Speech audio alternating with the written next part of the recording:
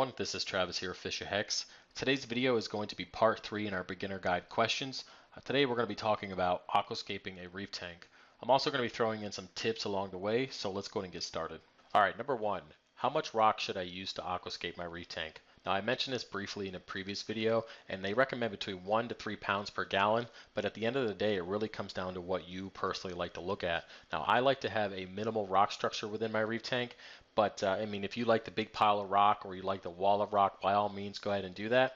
But I like to have minimal rock and let the coral be the focal point, and then I like to have different pillars, as you can see here, where the fish can swim through and around. It kind of adds a little bit more depth to the tank, but at the end of the day, it really comes down to what you want to look at. Now, they recommend the 1 to 3 pounds per gallon because you got to remember your rock is your biological filtration. So having the appropriate or the correct amount of rock in your reef tank will allow you to process waste efficiently. Now, what I do is I have minimal rock in my main display, and then I add rock to my refugium, or I add something like a marine pure block, which will allow you to have more surface area and aid in that biological filtration. So if you choose to have minimal rock in your main display, just make sure you have another source of biological filtration in another location in the system. Okay, number 2, what should I add to my reef tank first, the rock or the sand? Now, I highly recommend you add the rock first. You always want to build your structures on a flat, stable surface. Think of it this way. What would you rather build your house on, a concrete slab or sand? I mean, in the beginning, it's actually going to look stable both ways, but in time, the sand is going to start to shift, either because of water being in the bed or animals digging underneath, and then it's going to cause the structure to become unstable, just like the rock. Now, in the beginning, it's going to look fine, look stable, and seem okay, but if you get sand sifting critters or you're building your reef tank for longevity, it's going to shift in time. It's just what happens. Sand is not something you should be building rock structures on. And then you have the potential worst case scenario. Rock falls, hits the bottom glass, cracks the tank, and then you have hundreds of gallons of water on the floor, depending on the size of your reef tank. But it's just not worth it. You always want to build your rock structures for stability and longevity. Okay, number 3. What do I do if I've already added the sand to the tank? Can I just build a rock structure on top and kind of wiggle it down to the bottom of the tank? Yes, you can do that if you want to, but I highly recommend, if you're able to, just move the sand to one side of the tank and then build your rock structure and move it back.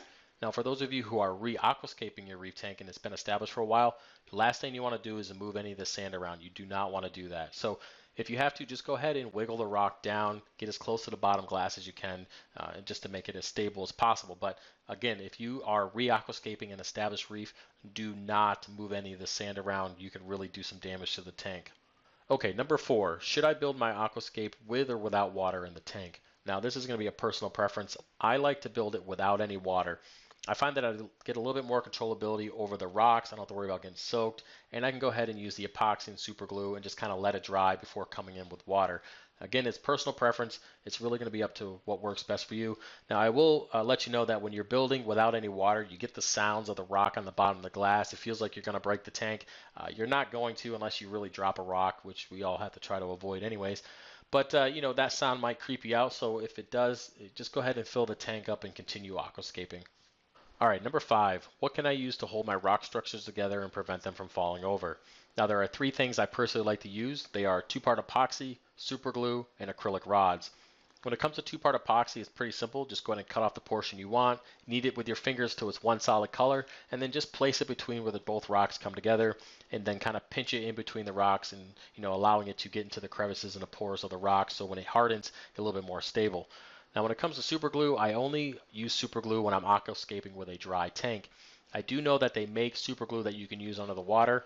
I have 0 experience with it. I can't even recommend a brand for you. So if you want to learn more about that, just go ahead and Google it. So basically, when it comes to super gluing a rock, I just go ahead and put on a good amount to kind of get the rock together, and I let it cure for 24 hours before adding any water. Now, the third option I like to use for more unique structures is acrylic rods. There are 2 options within that option. Now, when you will have a sanded tank, you can kind of get away with using PVC as your base structure where the acrylic rods come out of it, and then you can build your unique structure on that. Now, if you have a bare bottom tank, I like to use a base rock that I find is very stable, get it to where it doesn't wobble, and then drill a 1/2-inch hole halfway through it where I can put that acrylic rod and I can glue that acrylic rod in there. Now, what I do from there is I go ahead and I drill holes completely through all the rock that I'm going to use, and I kind of slide it on like a shish kebab, and then I even take it even farther. I like to take epoxy and epoxy each layer together, adding more stability to the structure. Either way, I highly recommend you try all three methods and see what works best for you. Now there's two things I briefly want to touch on that aid in structure stability, and they happen as the reef tank matures. The first one's going to be coralline algae. As coralline algae spreads over the rock, it actually seals the rock together. The second thing is encrusting SPS. Now I personally like to use encrusting SPS close to where two rocks come together, because as that SPS grows, it's going to spread over both the rocks and the skeletal structure will actually seal the rock together. Okay, number 6, what is the chances of a rock actually falling and breaking the bottom of my tank?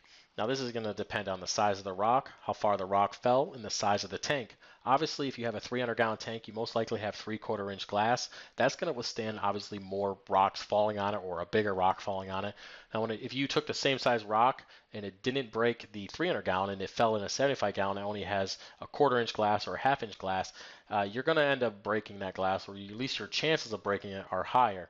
Now, the whole purpose of this video is to avoid that from ever happening. So build stable rock structures, check the rock structures from time to time to make sure they're still stable, and then make adjustments if they're not. Now, if you've seen the previous video, if you've been here for a while, you know that my snowflake eel actually smashes his head against a rock, and I actually almost lost the whole center section there a couple months ago because he kept smashing his head against a rock. He broke the epoxy and caused the whole rock structure to become unstable.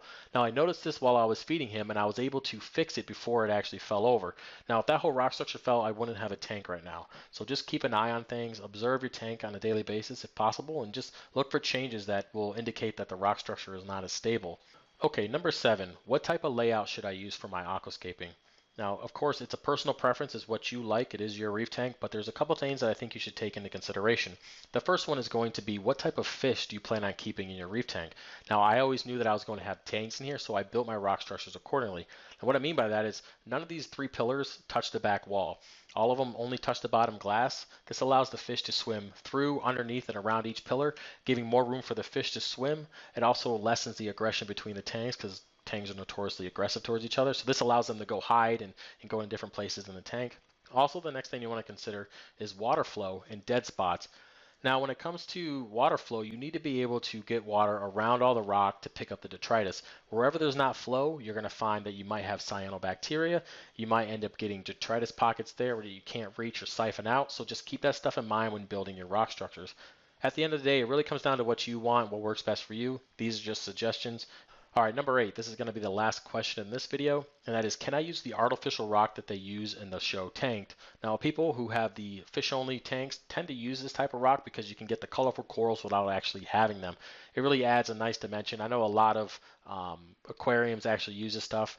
It just kind of adds depth to the tank without actually having to have the coral. Now remember, guys, that your rock is your biological filtration. So if you choose to go this route, you need to find another way of having biological filtration, either via having rock in the sump or marine pure blocks or having a trickle filter, some sort of that. Just remember that you need to be able to provide the surface area for beneficial bacteria to grow to process that waste. So just keep that in mind. Well, guys, that's about it for this video. I hope you found it to be helpful. If you have any suggestions for future videos, please put them in the comment section below. Now, if you liked it, go ahead and give me a thumbs up. Don't forget to subscribe for more, and I'll see you next time. Peace.